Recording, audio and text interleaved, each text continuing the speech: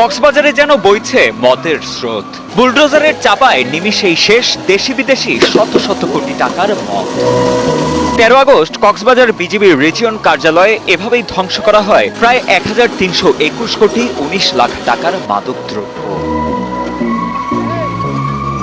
BGB কর্তৃপক্ষ জানায়, কক্সবাজার ও বান্দরবান সীমান্তে গত 1 বছরের বিভিন্ন অভিযানে এসব মাদকদ্রব্য উদ্ধার করেন তারা। ধ্বংস করা মাদকদ্রব্যের মধ্যে ছিল 2,33,949 piece yaba, 140 KG 49 gram crystal meth, 26 KG heroin, 4 KG 405 gram cocaine, 61,491 can beer ও 22,155 বোতল বিদেশি মদ। মিয়ানমার সীমান্তে মাদক পাচার প্রতিরোধের বিষয়টি বর্ডার গার্ড বাংলাদেশ কক্সবাজার রিজিয়নের জন্য একটি বড় চ্যালেঞ্জ, যা মোকাবিলা করতে আমরা বদ্ধপরিকর।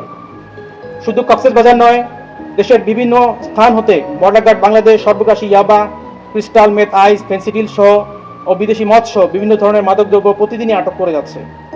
এরই ধারাবাহিকতায় কক্সবাজার রিজিয়নের উদ্যোগে আজকের এই মাদক ধ্বংসকরণ অনুষ্ঠানে প্রধান অতিথি হিসেবে উপস্থিত হয়ে বিজিবির Cox's Bazar region commander brigadier general Mohammad আকসার খান জানান, সীমান্ত সুরক্ষার পাশাপাশি মাদক নির্মূলেও নিরলসভাবে কাজ করছে বিজিবি। মাদক পাচারকারীরা যেন কোনোভাবেই সুযোগ না পায় সে বিষয়ে সবাইকে সজাগ থাকারও আহ্বান জানান এই কর্মকর্তা। রামু এবং বান্দরবান সেক্টরের দায়িত্বপূর্ণ সীমান্ত এলাকায়, বিশেষ করে বাংলাদেশ মিয়ানমার সীমান্তে বিজিবি